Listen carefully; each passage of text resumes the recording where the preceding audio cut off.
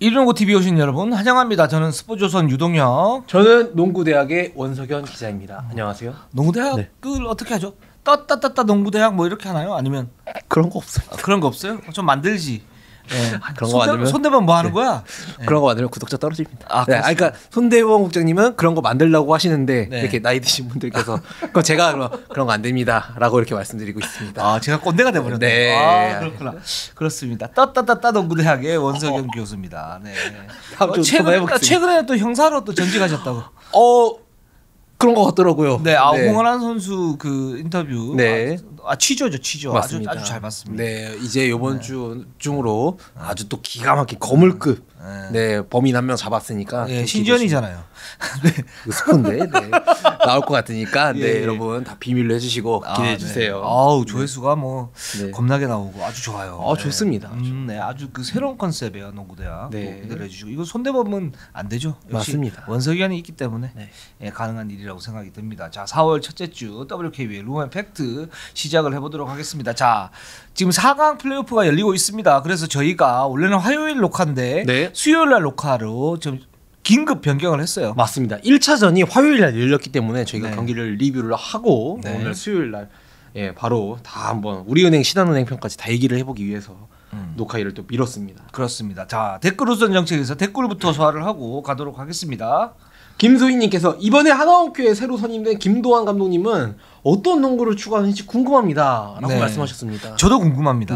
그래서 다 이렇게 우리 자매품님들 우리 유도 기자님 다 궁금해하실 것 같아서 제가 하나원큐 그냥 찾아가 버렸습니다. 갔다 왔죠. 사실은 신지현 선수 만나러 갔다 온 거 아니에요. 맞습니다. 그러다가 겸사겸사 김도환 감독님. 맞습니다. 1+1이네요.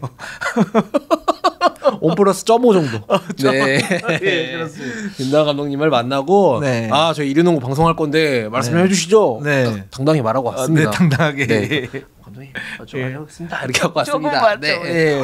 말씀하고 왔는데 감독님께서도 방송 재밌게 보고 계시다고. 그렇습니까? 그러면서 저희가 이때 마지막에 또 비시즌 소식 하나 원큐부터 다 준비했거든요.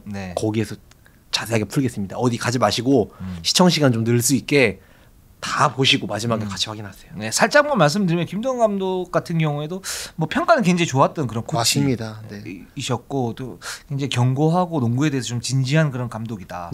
뭐 이런 이제 평가가 있는데 하나원큐 편에서 우리 또 원석현 기자 같이 한번 얘기를 해보도록 하겠습니다. 자, 이수용님께서 최상의 경기력과 형평성을 고려한다면 모든 일정을 연기해야 되는 게 맞는 것 같아요. 너무 KBNK에 유리해 보이네요. 그러셨는데 이 부분 좀 어떻게 보십니까? 지금 이제 나흘 연기를 했고 그래서 1차전이 열렸는데 뭐 이따가 신한은행하고 우리은행 편에서 말씀을 갖다 드리겠지만 신한은행이 5명이 빠졌어요. 맞습니다. 빠진 상태에서 우리은행이 대승을 갖다 거뒀는데 그리고 신한은행과 우리은행 경기가 끝나면 만약에 3차전까지 열리면 하루 쉬고 다시 챔프전 아닙니까? 요 일정이 사실 좀 불합리하다. 좀 이런 얘기들이 있어요.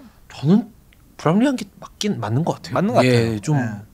좀 KBR에게 사실 많이 유리하죠. 근데 그렇습니다. 좀 어쩔 수 없었던 그 중계 방송사의 입장도 좀 있었고 공중파 중계나 이런 걸 또 연맹 입장에서나 중계 방송사 그리고 구단 입장에서도 사실 포기하기가 굉장히 어려워요. 그런 게 잡혀 있었던 게 있었고 또 프로야구 개막이랑 또 겹치면서 여러 가지 좀 문제가 있어서 좀 아쉽게 다른 팀들에게는 굉장히 좀 아쉽게 됐죠. 6개 구단 이제 사무국장님들 뭐 회의를 통해서 이제 합의를 한 부분이라고 얘기를 하니까 그 부분에 대해서는 뭐 드릴 말씀 없는데 조금 이제 그랬던 게 뭐냐면 플레이오프가 아무래도 이제 그 여자농구 뭐 플레이오프가 모든 스포츠였던 꽃 아닙니까? 맞습니다. 꽃이고 그런 상태에서 신한은행이 어떤 정상 전력이 아닐 수 있다라는 그런 점을 참작을 했을 때는 좀 더 미루는 게 낫지 않았을까. 그리고 챔프전 같은 경우에도 지금 챔프전을 이제 좀 급하게 잡은 이유가 제가 알고 있기로는 특정 시점 4월 한 중순 하순까지 이제 끝내야 이제 FA라든가 아니면 뭐 연봉 협상이라든가 이런 부분이 된다라고 이제 그 부분이 근거인데 그거는 근거가 좀 희박하지 않나라는 생각이 들어요. 그러니까 이제 리그의 어떤 흥행을 갖다가 생각을 한다면 기본적으로 플레이오프 챔프전에 모든 걸 맞추고 나머지 일정을 조정하는 게 훨씬 더 좋지 않았을까. 사실 FA라든가 뭐 연봉 협상 이 부분도 굉장히 좀 비시즌 흥미로운 부분이긴 하지만 기본적으로 농구 팬들이 원하는 거는 플레이오프에서 어떤 최상의 경기력 그리고 챔프전의 최상의 경기 이거는 어떤 원칙 아닙니까? 맞습니다. 그런 점에서는 6개 구단 사무국장님께서 어떤 동의한 부분들이 좀 아쉬워요 많이. 이 부분 좀 아쉽고 다음번에는 제가 볼 때는 이거는 좀 고려 좀 했으면 좋겠어요. 이 리그가 초점을 맞추는 게 과연 뭘까라고 생각을 했을 때는 기본적으로는 경기죠. 맞습니다. 네. 경기 그리고 그 다음에 나머지가 행정적인 부분인데 근데 이건 본만이 좀 전도된 것 같은 그런 느낌이 들어요. 이 부분은 좀 다시 한번 진지하게 고려 좀 해주시면 좋을 것 같아요. 그러니까 6개 구단 감독 뭐 이제 프런트 분들께서도 FA도 있고 뭐도 있고 뭐 대표팀 뭐도 있고 그래서 그런 변수도 있었다 그러는데 살짝 어떻게 보면 약간 좀 변명같이 좀 느껴져요. 그러니까 이거는 생각을 좀 잘 하셔야 될 것 같아요. 여자농구가 뭐 흥행이 좀 많이 안 된다. 그래서 뭐 위축이 된다. 이 부분이 있는데 그런 거를 이제 그 부분을 이제 확대를 시키기 위해서라도 이런 플레이오프나 챔피언 결정전 지난 시즌 굉장히 좋았었고 맞습니다. 올 시즌에도 명승부가 예상이 돼 있는 그런 상태인데 이거를 갖다 축소를 한다? 저는 좀 이해가 안 가요. 이 부분은. 그러니까 WKB의 뭐 고위 수뇌부들도 그렇고 6개 구단 단장, 사무국장님들도 이 부분은 생각을 좀 하셔야 돼요. 저희가 웬만하면 WKBA 같은 경우는 애정의 눈을 가지고 바라보긴 하지만 이건 아닌 것 같아요. 맞습니다. 네. 네. 아닌 건 아니라고 저는 얘기하고 싶어요. 네. 맞습니다. 제가 할 말이 없네요. 네. 그죠? 네. 네. 너무 좋습니다. 네. 근데 이러한 좋은 거 다 말씀해 주셔서. 네. 제가 만약에 BNK 팬이고 제가 만약에 뭐 신한은행 팬이고 그랬어도 좀 많이 분노할 만한 일이기는 합니다. 네. 거기에다가 이제 제가 알기로는 또 이제 공중파 중계가 4월 그 10일 1차전에 그게 예정돼 있는 게 그게 아마 그걸 또 포기할 수 없었기 때문에 네. 아마 챔프전이 무조건 그날에는 시작을 해야 된다. 그런 면에서 좀 있었던 것 같은데 그러면 KB나 BNK 경기도 같이 연기를 좀 해서 그렇죠. 그렇게 했어야 되는 게 맞지 않나라고 뭐 그런 생각이 듭니다. 아, 그렇습니다. 자, 뭐 일단 결정이 되는 부분이니까 좀 아쉽긴 한데 어쨌든 그 부분은 뭐 저는 실수라고 생각해요 이게. 네. 그러니까 다음번에는 이런 실수를 하지 않도록 최상의 결정을 갖다 좀 해주시기 부탁드리겠습니다. 네. 저 이렇게 여기서 지금 방송 이렇게 허구한 날 하면 뭐 합니까? 이런 식으로 맞습니다. 하면 예? 아이 진짜. 네, 그렇습니다. 저희 주임 원생께서 많이 화가 나셨는데 또 임태규님께서 댓글로 하나원큐의 BC 행보가 챔피언만큼이나 기대되네라고 또 네. 이분은 기대를 또 많이 하고 계십니다. 그렇습니다. 일단 신전 선수 잡아야 되고요. 맞습니다. 김도환 감독이 오셨기 때문에 네. 또 분위기를 좀 이게 쇄신해야 되지 않나라는 네. 생각이 들고 하나원큐 편에서 네. 말씀을 갖다 아, 이거 드리겠습니다. 재밌을 겁니다. 아주. 네. 그리고 여기 또 영원님께서 크리스티나 청님께서 네. 중계가 중요한 건지 경기력이 중요한 건지 WKB를 고민해봐야 합니다. 공중파 중계 중요합니다. 2, 3위에서 올라온 팀은 너무 힘든 스케줄이고 그렇게 되면 경기력은 기대할 수 없습니다. 네. 같은 얘기입니다. 맞는 말씀 이하 같아요. 동문입니다. 네, 그래서 이런 댓글들이 좀 많이 올라오셨는데 저는 우리 자매품님들의 고견이 탁월하다. 맞습니다. 생각이 듭니다. 네.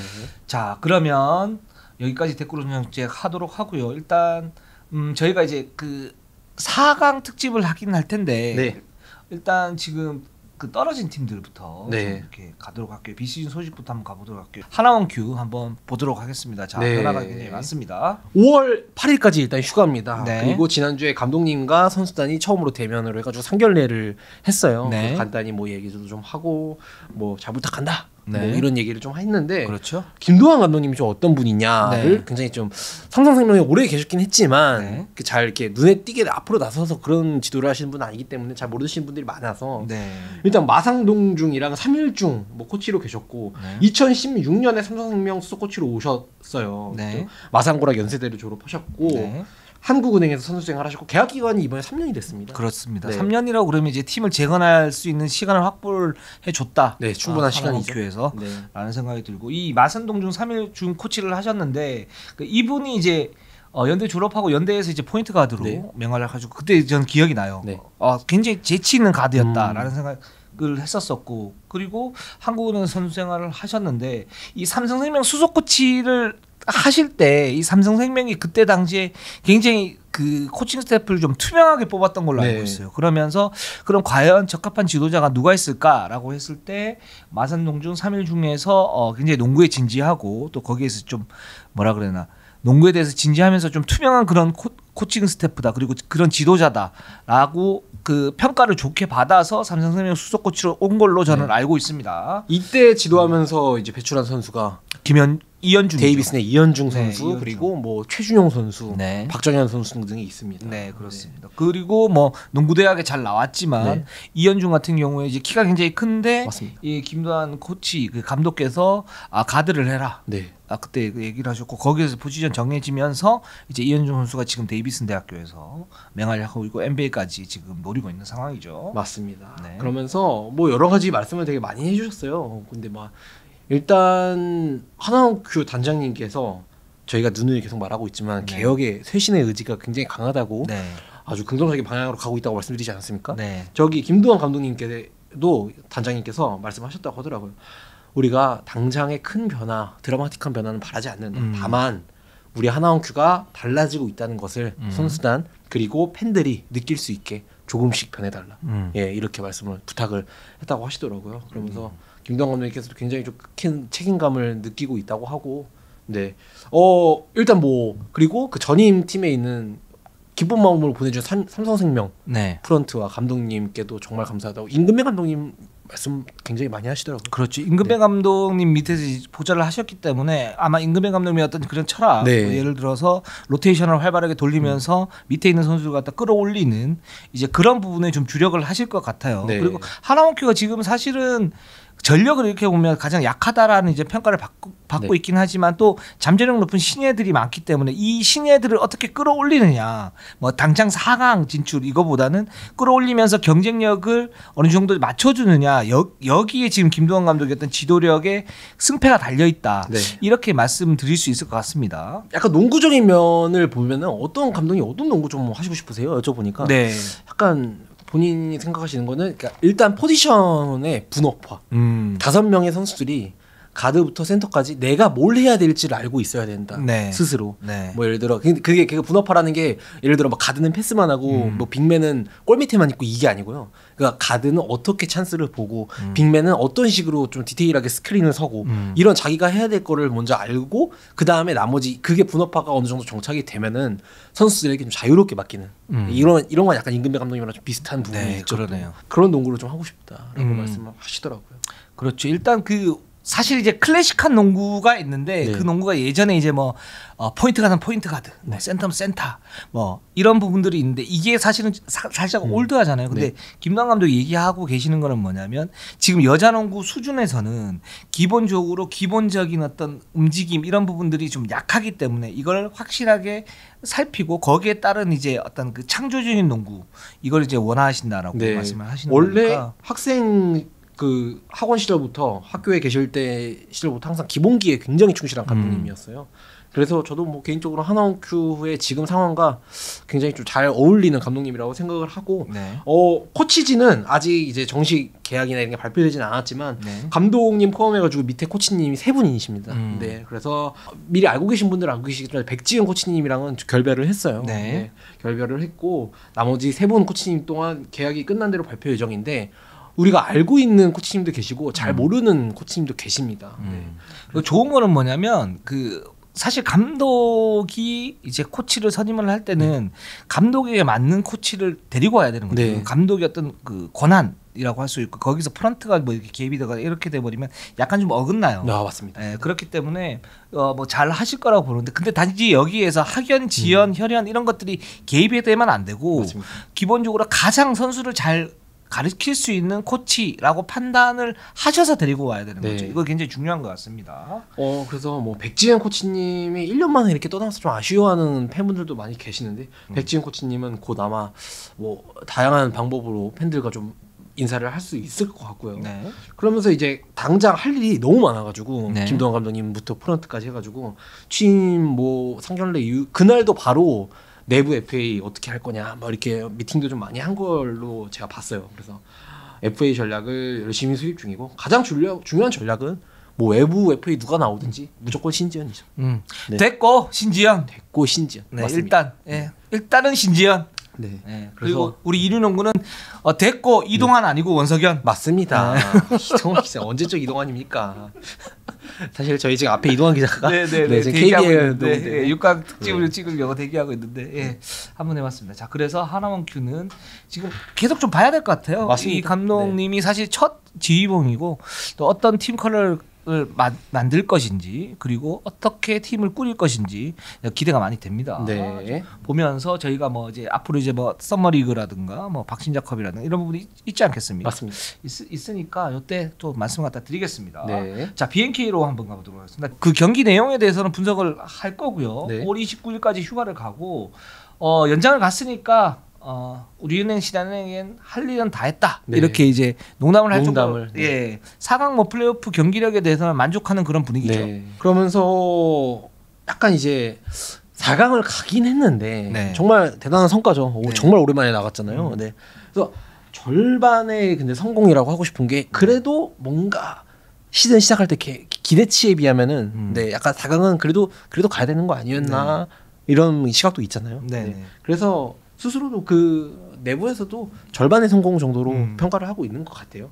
정말 선수들은 잘해줬지만 예, 그래도 평가할 부분은 연봉 협상이나 이런 부분에서는 평가할 부분 고가를 잘 냉정한 시각으로 좀 준비를 해보겠다. 잘하는 선수한테 당연히 성과가 있어야 할 것이고 그렇지 않은 선수에게는 당연히 삭감이 있어야 되는 이게 너무 당연한 말이잖아요. 근데 사실 프로팀에서 이런 당연한 거를 실천하기가 좀 어려워요. 맞아요. 왜냐하면 연차가 쌓이면은 그래도 올려줘야 되는 거고, 네 그런 거라서 이런 조금 그래도 여자농구 선수 풀이 넓지가 않기 때문에 못하는 선수를 그렇게 깎는 데 이게 어려워요, 사실 굉장히. 맞아요. 현실적으로 그래요. 네. 어떻게 연봉 협상 테이블을 차릴지도 좀 궁금합니다. 그래서 BNK가 이런 연봉의 어떤 원칙을 가지고 가는 거 굉장히 좀 긍정적이라고 생각합니다. 맞습니다. 예. 잘하는 선수는 잘 많이 주고 못하는 선수는 적게 주고 이게 맞는 거죠. 그래야 또 밑에 있는 선수들도 열심히 뛰고 하지 않겠습니까? 네. 안 그러면 팀이 망가집니다. 자, 삼성생명 한번 보도록 하겠습니다. 5월 8일까지 휴가고요. 이제 김도환 수석 코치가 하나원 큐 지휘봉을 잡게 됐고 이미선 코치 같은 경우는 뭐 좋은 소식 출산 휴가. 이제 아마 7월쯤 출산으로 이제 발표를 또 하셨어요. 저한테 알려주셨습니다. 그리고 새 코치를 지금 인선 작업을 하고 있고요. 연봉 협상에서 고려할 부분들이 많은데 이 부분은 저희가 또 비시즌 때 삼성생명 또 말씀을 갖다 좀 드리겠습니다. 맞습니다. 자, 그러면 본격적으로 4강 분석을 한번 들어가 보도록 할게요. 일단 KB하고 BNK, KB가 2연승으로 챔프전에 선착을 했습니다. 네. 1차전에서는 83대 72로 이겼고요. 2차전에서는 연장 접전 끝에 81대 75로 이겼습니다. 그렇습니다. KB가 2연승을 거뒀는데 뭐 BNK가 잘 싸웠다. 이런 얘기도 있고 여러 가지 얘기들이 있는데 일단 1차전 분석부터 한번 가보도록 할까요? 맞습니다. 네, 이거 저희가 뭐 굿앤 배드 이 선수단 기록지로 해가지고 일단 나눠봤는데 1차전에서는 박지수 선수가 29점, 8리바운드, 짧은 시간 마지막에 이제 부상이 있어가지고 나갔는데 짧은 시간 동안 29점을 올리면서 제 몫을 다 해줬고요. 최희진 선수가 11.7리바운드로 또 툭튀를 해버렸습니다. 그렇죠. 그리고 허예은 선수는 12득점 7어시스트 2스틸로 역시 좋은 활약을 펼쳤고요. 강희슬 선수가 좀 얼었죠 이날. 8득점 6리바운드에 3점 슛을 5개를 던져가지고 하나도 못 넣었습니다. 그렇습니다. 그리고 염윤아 선수도 3득점 2리바운드로 조금 약한 모습을 보였고요. BNK에서는 진한 선수가 26점 8리바운드로 박지수 선수 버금가는 활약을 펼쳤고요. 김한별 선수도 21점을 넣어줬습니다. 다만 안혜지 선수, 이소희 선수, 강하정 선수 약간 가드라인에서 조금 아쉬운 모습을 보였습니다. 이날 이제 가장 큰 변수는 박지수 선수였죠. 박지수 선수가 이제 코로나 확진 판정을 받으면서 그 후유증을 과연 어떻게 극복을 할 것인가. 그래서 경기 전에 이제 김한수 감독 같은 경우에도 박지수 선수 지금 출전 시간이 어떻게 돼야 될지 모르겠다. 일단 뛰어보고 거기에 따라서 조절을 하겠다 그랬고 그 박지수 선수가 사실 경기 초반에 그렇게 좋지는 않았어요. 맞습니다. BNK 같은 경우에는 김한별이나 진한 선수가 공격을 주도를 하면서 굉장히 거세게 몰아붙였죠. 근데 결국 이제 박지수 선수가 결정적인 바스켓 카운트 2개를 통해 가지고 흐름을 갖다가 완전 넘었고 그 이후로 이제 KB가 완벽하게 경기를 갖다 지배를 하면서 결국 83대 72 11점 차로 끝났습니다. 뭐 BNK 같은 경우에는 기본적 고질적인 어떤 약점, 그러니까 전반에 잘하고 뭐 힘이 계속 떨어지는 그런 모습들이 좀 보였었고 그대로 갔습니다. KB 같은 경우는 박지수의 어떤 변수를 잘 컨트롤하면서 정규리그 1위의 어떤 저력을 보여줬다 이렇게 말씀드릴 수 있을 것 같아요. 근데 사실 정규리그랑 정말 비슷한 패턴, 뭐 전반에 굉장히 BNK가 잘하다가 KB가 결국은 이기는 그런 정말 비슷한 패턴대로 갔는데 조금 아쉬웠던 게 그런 비슷한 패턴대로 가지 않으려면은 플레이오프에서 미치는 선수. 저희는 사실 누구나 다 이소희 선수가 좀 그러지 않을까라고 했는데 이소희 선수가 좀 얼었죠 이날. 그게 좀 두 가지가 있는 것 같아요.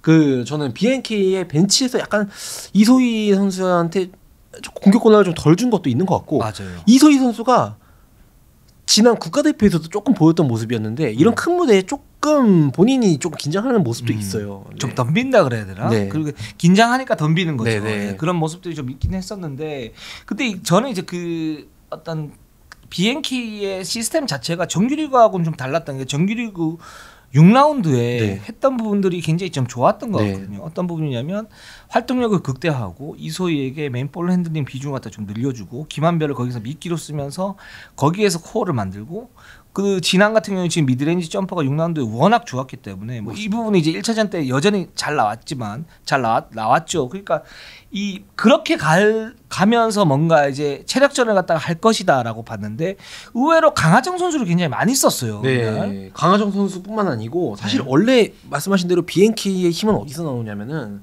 활동량이잖아요. 그렇죠. 그래서 BNK가 정규리그에서 가장 왕성한 활동량을 보이면서 그 포데션이라고 저기 야투 그리고 시도 횟수 자체도 경기당 67.2회로 리그 전체 1위였습니다. 그렇죠. 그래서 최대한 많은 야투 시도를 하면서 부족한 효율을 볼륨으로 메운다. 네, 이런 체력으로 메운다. 이런 기조로 농구를 했었는데 플레이오프에서는 그런 활동량을 보여주던 김진영 선수랑 이민지 선수 특히 1차전에서는 김진영 선수가 20분 이민지 선수는 아예 안 나왔죠. 그렇죠. 그리고 강하정 선수를 28분 김시훈 선수를 14분을 갑자기 변칙적으로 중용을 하면서 그런 활동량이 조금 아쉬웠어요. 그러면서 플레이오프 2경기에서는 연장 포함해가지고 67회 야투 시도를 가져가면서 4개 팀 중 전체 꼴찌입니다. 야투 그렇습니다. 이게 좀 아쉬운 게 뭐냐면 일단 강하정 선수가 들어가고 그 김한별이 이렇게 뛰게 되면 기본적으로 수비 활동력 자체가 굉장히 좀 위축이 돼요.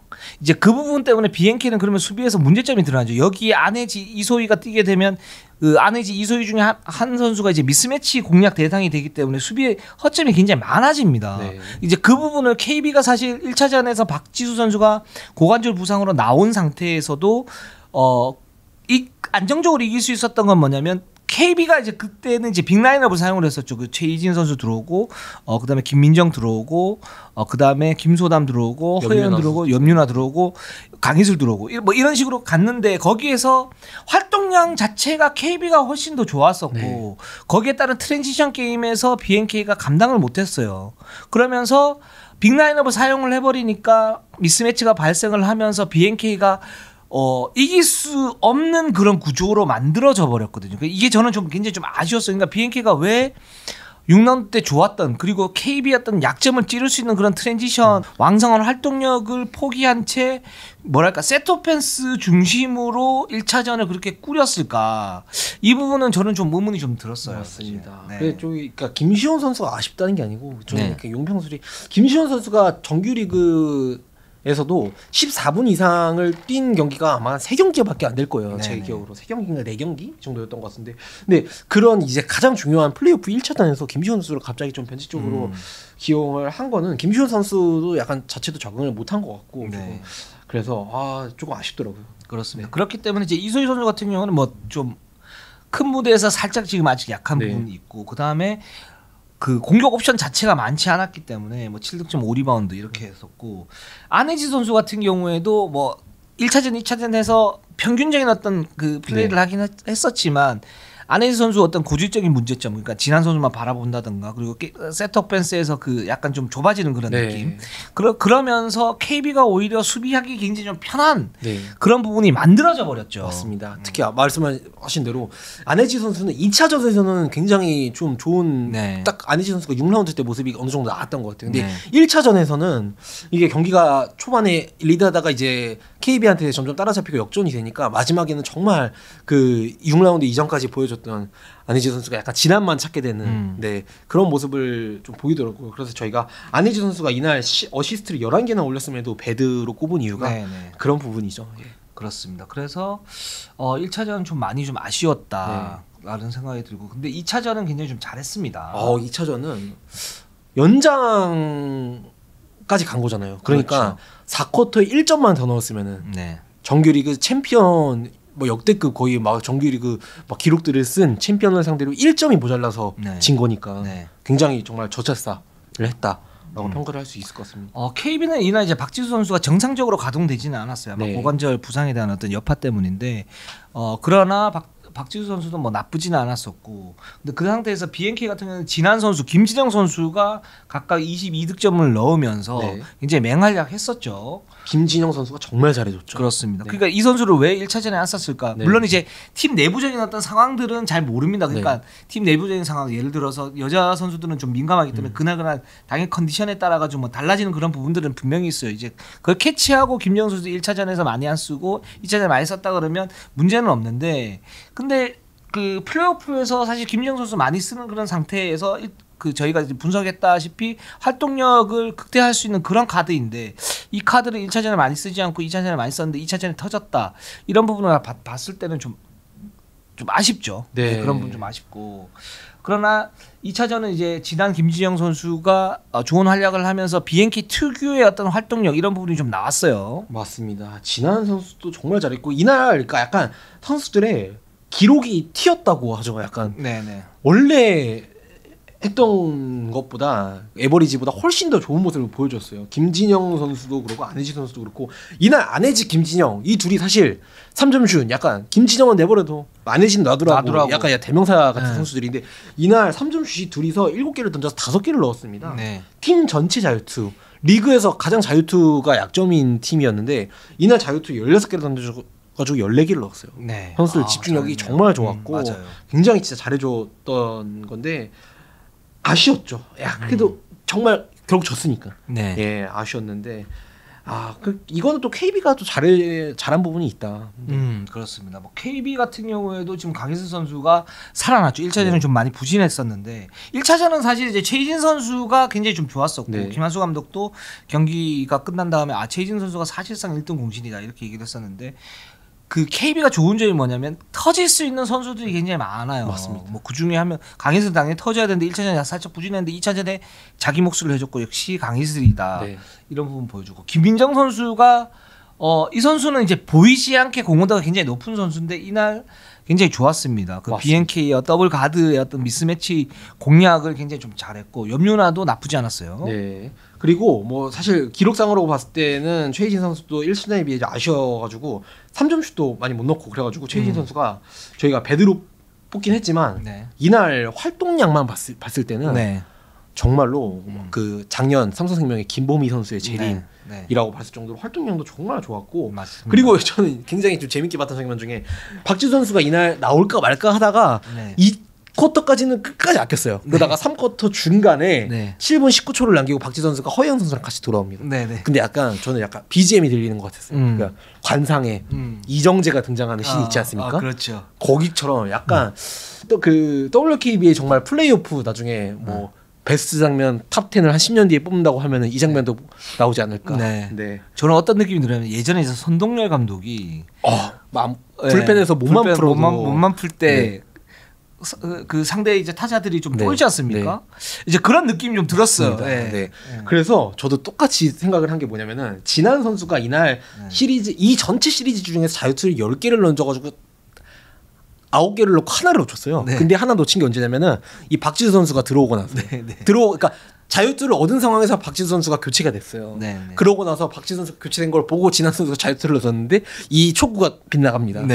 이거를 약간 좀 엮는 거를 억지라고 할 수도 있지만 저희 또 미디어 역할이 그런 거 아니겠습니까? 맞습니다. 박지수 선수를 보고 성동열 선수를 보고 타자들이 움츠러든 것처럼 진한 선수도 그렇게 되지 않았을까? 맞습니다. 그렇습니다. 그리고 이소희 선수는 이날도 사실 좀 아쉬웠죠. 이날도 좀 아쉬웠는데 뭐 여러 가지 문제가 있는 것 같아요. 굉장히 또 BNK 측에서도 굉장히 좀 아쉬울 거고, 제일 아쉬운 거는 이소희 선수 본인일 것이고.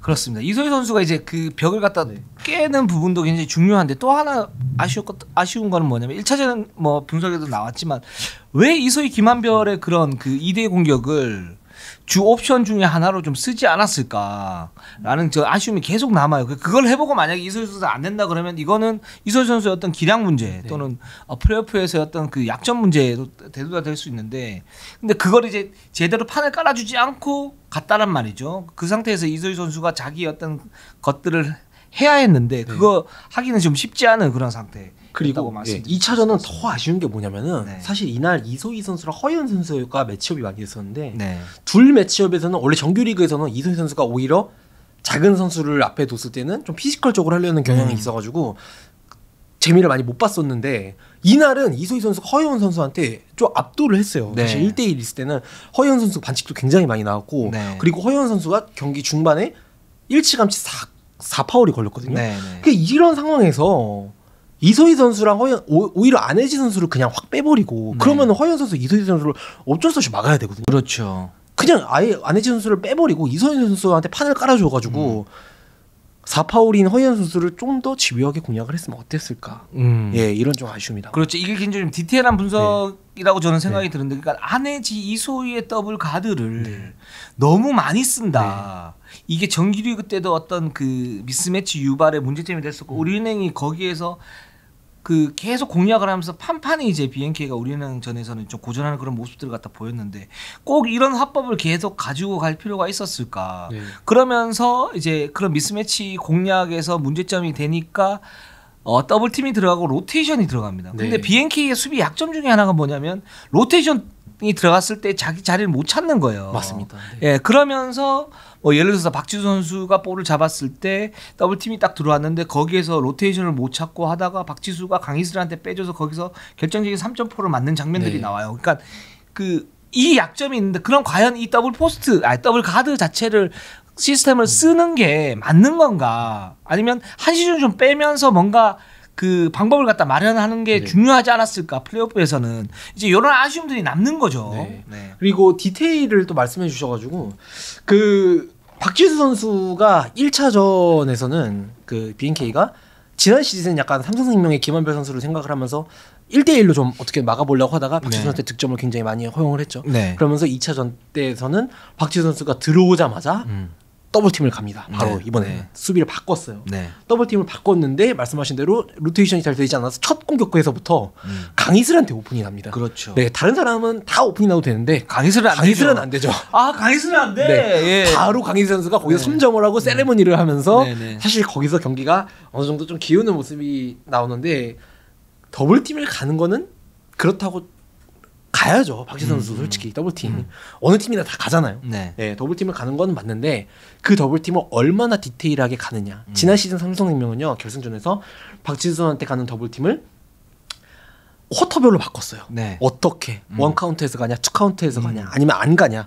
이거를 쿼터별로 바꾸면서 박지수 선수의 심기를 건드렸죠. 그렇죠. 진짜 열받았어요, 박지수 선수가. 피딩이 워낙 좋기 때문에 그렇게 혼란을 주지 않으면 막기 힘들다라는 판단하에서 그렇게 한 거죠. 그렇게 해야 우승을 할 수 있는. 그리고 그 부분 그런 이제 조직력을 다듬은 것 자체도 굉장히 좋았던 그런 부분들이고. 근데 BNK에서는 첫 공격에서부터 아까 말씀드린 것처럼 강희슬한테 더블팀은 아니라 강희슬한테 오픈이 난다. 이게 바로 이제 좀 디테일의 좀 차이.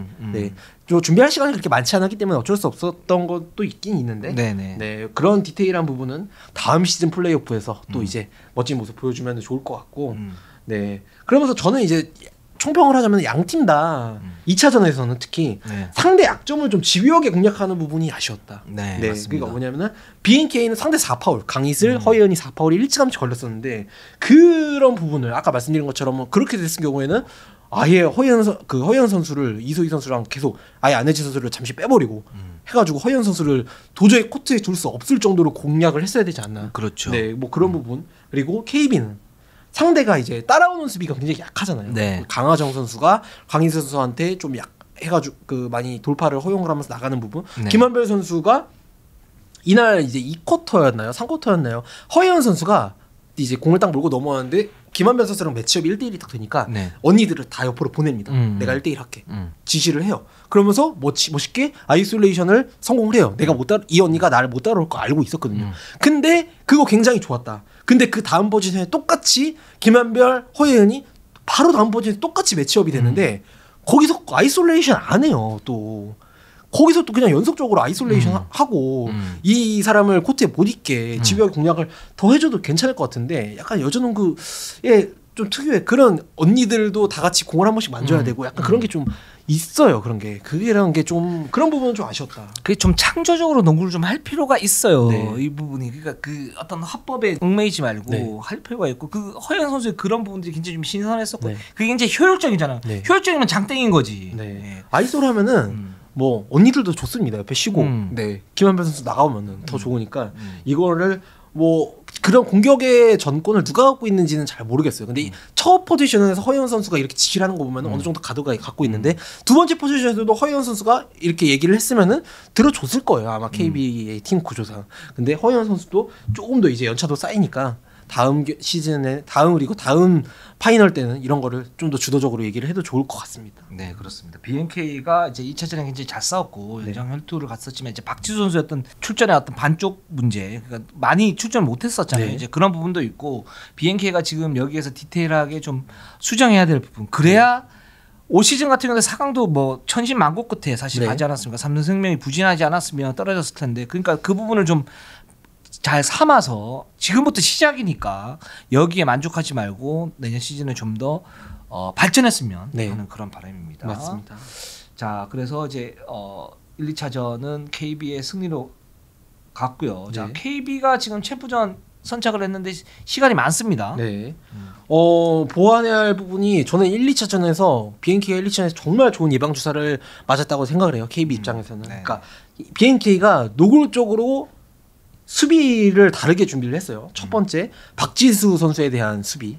저희가 지금 말씀드린 것처럼 1차전에서는 1대1로 막으려다가 2차전에서 더블팀을 갔는데 이거를 또 앞으로 어떻게 파이널에서 대처를 할 것인지. 그리고 두 번째 허예은 선수에 대한 수비도 BNK가 바꿨죠. 1차전에서는 박지수 선수랑 픽게임을 할 때 스크린 이제 안쪽으로 들어가는 파이트 스루로 수비를 하다가 그러니까 이제 박지수 선수에 대한 찬스도 많이 나고 돌파도 많이 하고 그런 길이 많이 있었는데 2차전에서는 또 수비를 바꿉니다. 네, 슬라이드로 바깥으로 스크린 바깥으로 들어오니까 허예은 선수가 좀 당황을 했어요. 거기서 이제 거기서 허예은 선수가 자신감 있게 슛을 던지면 되는데 이날 좀 파울 트러블에도 걸리고 본인의 공격이 좀 안 풀리다 보니까 그런 이 선수가 슛이 나쁜 선수가 아니거든요 올 시즌에. 근데 그거에 대해 좀 망설이다 보니까 개인 기록도 좀 잘 안 나왔죠. 네, 그렇습니다. 이거를 우리은행이나 신한은행이 어떤 팀이 올라오든지 분명히 이거에 대해서 이걸 보고 허연 선수한테 이렇게 할 건데 이걸 또 어떻게 대처할지 그런 디테일이 중요할 것 같고요. 네, 그렇습니다. KB가 사실 4강에서 BNK가 만나 BNK 잘 싸웠는데 또 우리은행 신한은행은 BNK와는 또 수비 클래스가 좀 다른 그런 팀이기 때문에 또 다른 좀 준비가 좀 필요할 것 같고 4강에서였던 그런 KB의 경기력을 가지고 만약에 챔프전에 간다 그러면 KB가 이제 고전할 가능성이 있다. 저는 3대 0은 절대 안 나올 것 같아요. 그렇게 그렇습니다. 그러면 5차전까지 간다든가 이렇게 될 수 있기 때문에 KB는 준비를 갖다 좀 더 철저히 해야 될 것 같습니다. 자, 우리은행과 신한은행 4강 분석을 한번 가보도록 하겠습니다. 지금 1차전 만 열렸는데요. 일단 우리은행이 90대 65 신한은행을 대파하면서 승리를 갖다 거뒀습니다. 자, 우리은행 1차전 이렇게 보면 김소니아 선수가 21득점 넣었는데 2점 야투리 72%, 그리고 박지현 선수가 23점 넣었는데 2점 야투리 100%입니다. 맞습니다. 그리고 박혜진 선수 뭐 부상으로 인해서 시즌 막판 결정을 했지만 컨디션 여전히 좋고요. 3점 성공 50%, 즉 슈팅 밸런스가 그만큼 좋다라는 얘기죠. 그리고 최희선 선수가 2득점 4리바운드를 해서 좀 이제 나빴다라고 보이지만 이 선수 뭐 충분히 반등할 수 있는 그런 선수이고요. 맞습니다. 신한은행은 유승인 선수가 굉장히 고군분투했습니다. 원성영 기자의 어떤 예측대로 유승인 선수가 강력한 어떤 변수가 될 수 있고 우리은행전에서 굉장히 잘 싸웠다 그랬는데 1차전에 그런 모습들을 보여줬어요. 특히 경기 초반에 그런 모습을 많이 보여줬고 김하름 선수가 14득점 2점슛 야투리 100%입니다. 그리고 나쁜 거 저는 그냥 코로나라고 생각합니다. 맞습니다. 사실 어제 경기를 보면서 저는 모든 여자농구 팬분들이 좀 신한은행을 응원하지 않았을까. 맞아요. 그렇게 되더라고요. 제가 안 되는 주전이 저렇게 다 빠진 상황에서 선수들이 고군분투하고 전반까지 어느 정도 이렇게 합을 맞춰가는 모습을 보면서 야 진짜 그래도 너무 아쉽더라고요. 코로나가 아니어가지고 제대로 했으면은 진짜 재밌었겠다 이 시리즈. 그러니까 이게 좀 저는 좀 약간 좀 화가 나는데 아까 제가 인트로에서 왜 스케줄을 이렇게 잡았냐라고 했는데, 그러니까 물론 이제 그런 얘기들도 있어요. 신한은행이 코로나 확진자가 많고 그렇기 때문에 나흘 미뤄준 것도 어떻게 보면 뭐 특혜 아니냐 뭐 이런 얘기도 했었는데 거기에서 WKBL의 입장은 뭐 명확했죠. 이게 만약 정규리그면 남은 선수로 이렇게 해서 하는 게 맞는 것 같은데 플레이오프니까 어느 정도 전력이 추스러진 다음에 하는 게 맞는 것 같다. 그럼 이제 전체적으로 경기 일정을 갖다 좀 더 미루든가 이렇게 했어야 되는 거고. 그래서 지금 근데 이제 나흘 미뤘단 말이에요. 나흘 미뤘는데 신한은행은 지금 5명 이 결정을 했어요. 그 상태에서 챔프전 일정마저 사실 이게 뭐 3차전까지 안 갈 가능성이 좀 높긴 하지만 3차전까지 가게 되면 하루 쉬고 경기를 내요. 네. 그러면 이게 이제 KB한테 굉장히 유리한 거 아닙니까? 뭐 KB한테 유리하면 이제 KB 팬들 좋겠지만 이 전체적으로 이렇게 봤을 때는 이거는 좀 불합리하다. 특히 이런 사단이 나잖아요. 네. 이 우리은행 신한은행전이 뭐 제가 기사를 쓰기도 했지만 굉장한 명승부가 될 수 있거든요. 그게 스몰 라인업의 최강자를 어떤 팀이 할 것인가. 이제 우리은행은 거기에 빅 라인업을 살짝 섞으면서 신한은행의 약점을 공략할 것이고 신한은행 나름대로 어떤 디테일한 전술 그리고 3점 슛의 그 과감한 어떤 시도 두려움 없는 농구를 하면서 굉장히 격투를 할 수 있다. 명승부를 할 수 있다 그랬는데 이 스케줄 조정 때문에 90대 65 그냥 25점 차 가비지가 났단 말이에요. 전 이게 짜증이 나는 거예요. 맞습니다. 네. 그러니까 행정적으로 어떤 부분이 가장 중요한지 프라이어티가 뭔지에 대해서는 고민을 진짜 해봐야 됩니다. 라는 생각이 드네요. 네. 네. 그러니까 정말 우리은행도 등골이 선을 했을 겁니다. 네, 유승희 선수는 이날 기록적으로 볼륨적으로 보면 그렇게 높진 않은데 이날 네. 부상도 있었고요. 사실 발목이 네. 삐면서 네. 유승희 신한은행이 정말 없는 살림에 그래도 준비를 해온 거는 상대 우리은행의 수비를 세트에서 깨기는 좀 어려우니까 네. 유승희 선수가 공을 잡자마자 옛날에 그 막 피닉스 NBA 피닉스 시절에 보면은 막 6초 안에 공격을 해결하고 네. 오라 막 이런 말이 있잖아요. 타임어택 유승희 선수가 그렇죠. 공 잡으면은 그냥 냅다 달립니다. 그때 네. 보면 이제 스티븐 애쉬와 네. 그 아마레 스타더마예요. 이 두 선수의 어떤 2대 공격이라든가 굉장히 좀 빠른 그 네. 얼리 오펜스가 굉장히 인상적이었는데 그런 느낌이 있었어요. 맞습니다. 유승희가 공을 잡으면은 그냥 쳐다도 안 보고 가가지고 상대 수비 2명 있는데 유승희 선수가 이 선수는 되게 특이한 게 오히려 박혜진 선수가 자기 앞에 있으면은 더 편안해하는 것 같아요. 근성이 있는 것 같아요. 네, 근성도 네. 있고 박혜진 선수의 수비 스텝이나 이런 거를 어느 정도 좀 알고 있는 리그에서 가장 잘 알고 있는 선수 중 한 명이 아닐까. 맞습니다. 네, 그런 느낌이 들었고 더 아쉬웠던 거는 정말 김아른 선수가 저는 올 시즌 들어서 지금 김아른 선수가 폼이 제일 좋아요. 몸이 제일 좋아요. 왜냐면은 이날 김아름이 좋은 거는 이 선수의 정체성은 3점 슛이거든요. 그렇죠. 근데 이날 김아름이 좋은 건 3점 슛이 아니고 공을 잡고 자기가 돌파를 해요. 돌파를 하는데 그 돌파가 제가 본 김아름 중에 제일 좋았어요. 네, 그래서 아쉬운 거죠. 김단비, 이경은이 이날 이 선수들이 있었으면은 네. 김아름 선수가 이렇게 좋았으면은 유승희 선수가 이렇게 좋았으면은 진짜 재밌었을 것 같다. 맞습니다. 네, 그래서 1차전은 아쉬웠지만 2차전에서 만약에 이 선수들이 어느 정도 컨디션을 회복하고 돌아온다면은 도원에서 정말 좋은 또 명승부를 펼쳐주지 않을까. 제발 그랬으면 좋겠습니다. 지금 신한은행 뭐 다시 한번 말씀드리지만 김단비, 이경은, 한엄지, 김혜나, 정유진 5명이 빠졌는데 정유진 선수는 뭐 쪼코 정도고 김혜나는 히든 카드 그리고 김단비 에이스 아닙니까? 네. 이경은 필요하고 한엄지도 복귀한 지 얼마 안 됐지만 굉장히 좀 쏠쏠하게 쓸 수 있는 우리은행의 그 포워드 높이를 갖다가 그 대응할 수 있는 그런 카드인데 이 5명이 빠지면서 사실상 신한은행의 시스템 자체가 좀 무너진 그런 네. 상태에서 경기를 했었고 우리은행들이 굉장히 노력했던 게 뭐냐면 전반에 신한은행이 굉장히 얼리 오펜스를 강하게 하면서 뭔가 체력전을 하면서 1차전 승리보다는 우리은행을 괴롭히고 주저노전도에 대한 어떤 약점을 공략을 하면서 2차전을 대비하는 모습이 네. 있었는데 그걸 가볍게 그냥 무너뜨려 버렸어요. 맞습니다. 네. 네. 그리고 뭐 인상적인 장면으로는 저는 작전 타임, 구단나 감독이 작전 타임에 3쿼터에 어느 정도 이제 조금씩 체급차가 난다는 걸 인정을 하고 네. 지금부터 우리가 해야 될 일은 뭐냐? 애기들 공 많이 줘. 너희들 공 잡으면 애기들한테는 또 너네들 공 잡으면은 너네가 할 생각해. 좀 주도적으로 어떻게든 하나라도 건져가려고 하는 팀의 미래까지 생각하는 그 모습이 좀 안쓰럽기도 하면서 네. 그 짜투리 타임을 잘 이용하는 거 그게 굉장히 중요합니다. 네. 예를 들어서 이제 그 순위가 결정이 됐을 때 나머지 시간을 어떻게 활용하느냐, 그걸 이제 무의미하게 보낼 수 있는 부분들도 있고, 근데 그 준비가 잘 돼 있는 그런 팀들은 거기서 테스트를 해요. 이방줄 테스트를 하고 거기서 키우고 이런 부분이 잘 되는 저런 부분, 그걸 이제 한 건데, 우리은행 입장에서는 이렇게 보면 주전 의존도가 분명히 높죠. 네. 분명히 높은데 우리은행은 그 3쿼터에 확실하게 경기 결정을 내면서 4쿼터를 아예 가비지 타임을 만들어버립니다. 네. 그러면서 우리은행도 주전 의존도를 확 낮추고 출전 시간은 30분 이내로 맞춰져 버렸어요. 네. 그렇기 때문에 우리은행은 마당 쓸고 돈 죽고 일석이조가 돼버린 그런 상태가 됐습니다. 30분을 넘은 선수가 한 명도 없었죠. 네. 그리고 저는 굉장히 우리은행의 세대 교체가 지난 시즌까지는 저렇게 해도 되나? 라고 생각했는데 올 시즌 들어서 올 시즌도 굉장히 진통이 많았지만 네.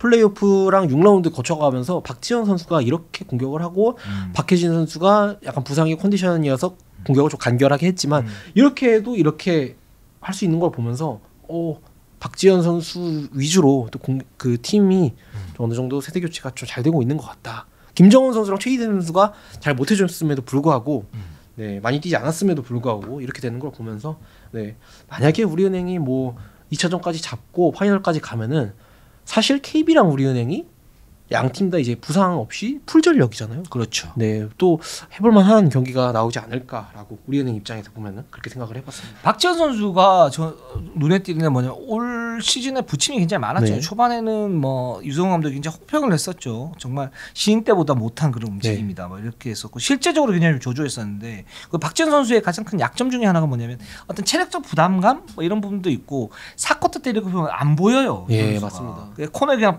네. 박혀가지고. 네.